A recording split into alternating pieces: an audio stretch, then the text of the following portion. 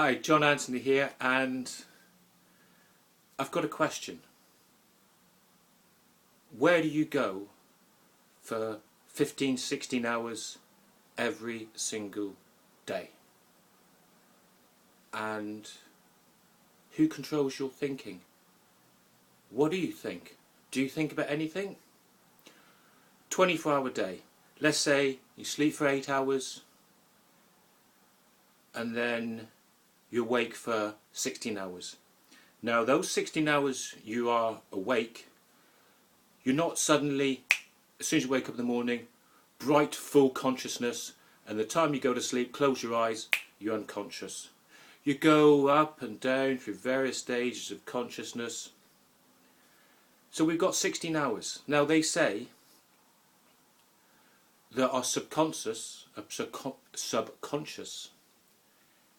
controls 95% of our time, of our day. So if you've got 18 hours, let's say it's 15, 16 hours a day, you're being controlled by your unconscious, your subconscious. So what are you doing in that time? What do we do for those 16 hours a day? If I said to you, how was your day today? You pick a moment and think, okay, yeah, that was good. Oh, yeah, it was a good day. Or, oh, that was awful. Oh, that guy, oh, he was a nightmare. This happened, this and that. Your day was bad. But was it? Was it all bad? Really? You've been awake for 16 hours a day? 18 hours a day? And what was your day like? Who controls your day? What have you been thinking? Well, what you've been thinking is obviously what's inside there. That beautiful thing that goes inside your mind, your brain, that arranges your consciousness and then puts things out there and does wondrous, amazing things that we cannot even comprehend. That's controlling your day. So the vast majority of your time is being controlled by your unconscious, your subconscious mind. So what's going in?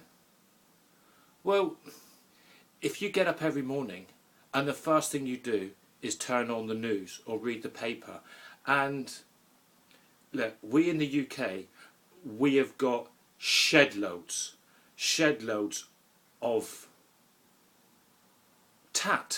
rubbish. People wanting to be celebrities. You read, it's actually funny, you look at the newsstands, look at all the dross that's going on there. You watch the news, and let's say the news is half an hour long. How much is good news? How much is good news?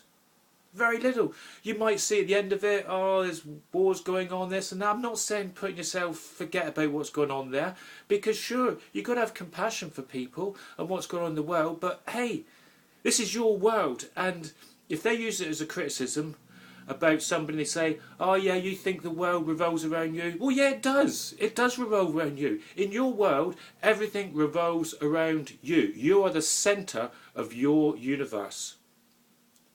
You control that. And if you're going to let this dross, this trash, this rubbish enter your mind about, oh, there's war, it's terrible, read the paper, there's unemployment, people are losing their houses, they haven't got enough money to do anything, they can't do this, oh, it's terrible, oh, we got this happening, that happening.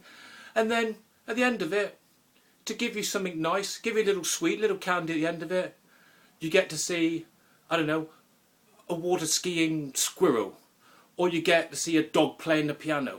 And that's your lift. Is that it? Is that all that you got? I mean, the news is not good news. It shouldn't be called the news. It should be called everything but good. Everything but good. And then they say at the end, they have a little smile, and they say, oh yeah, you know, life's good, you know, forget about the wars, forget about the famine, forget about everything. Look at this squirrel. He's water skiing. How amazing. And what's that? That's your lift for the day? You've got to take control of what goes inside your mind. Take control, my friends. It's your mind. Put bouncers on your door, on the door of your mind. Some burly doormen. They're not coming in. If there's stuff that you don't like, negativity, shut it out. You don't have to take it. You don't have to take it inside your mind. It's your mind. It's your world. You are the centre of your universe.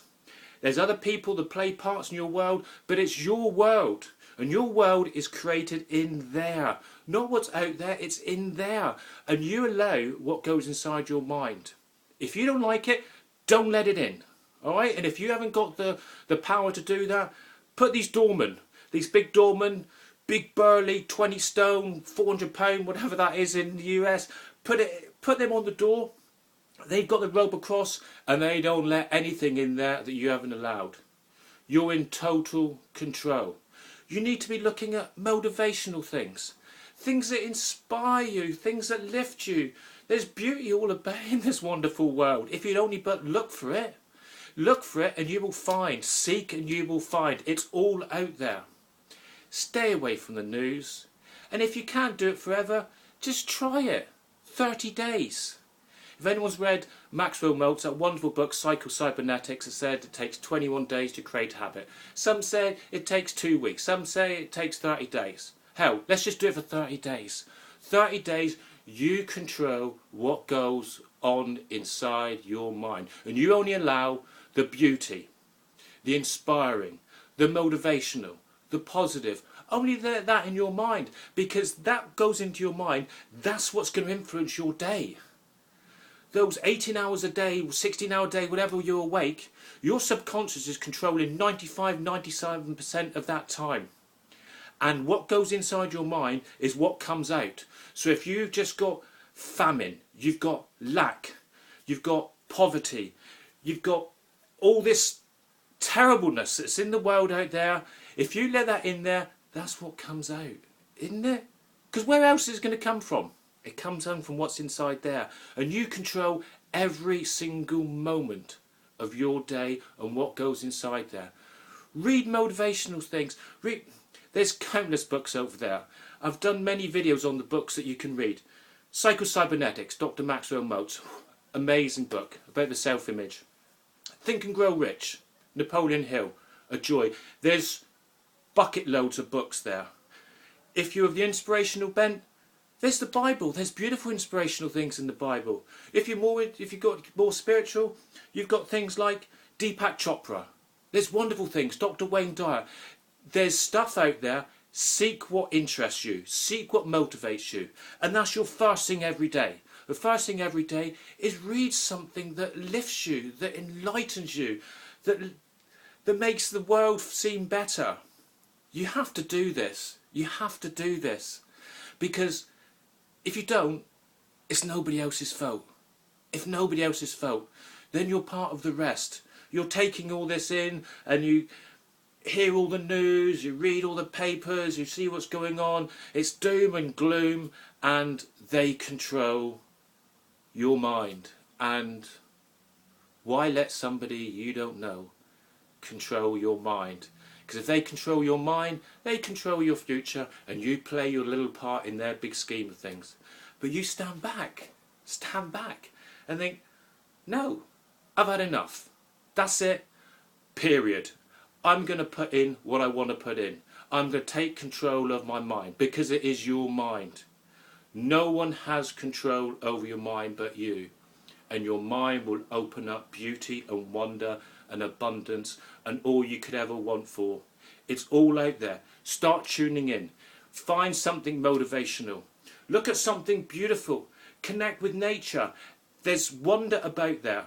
If you look for famine, if you look for lack, you're going to find it. If you look for abundance, if you look for beauty, you're going to find it.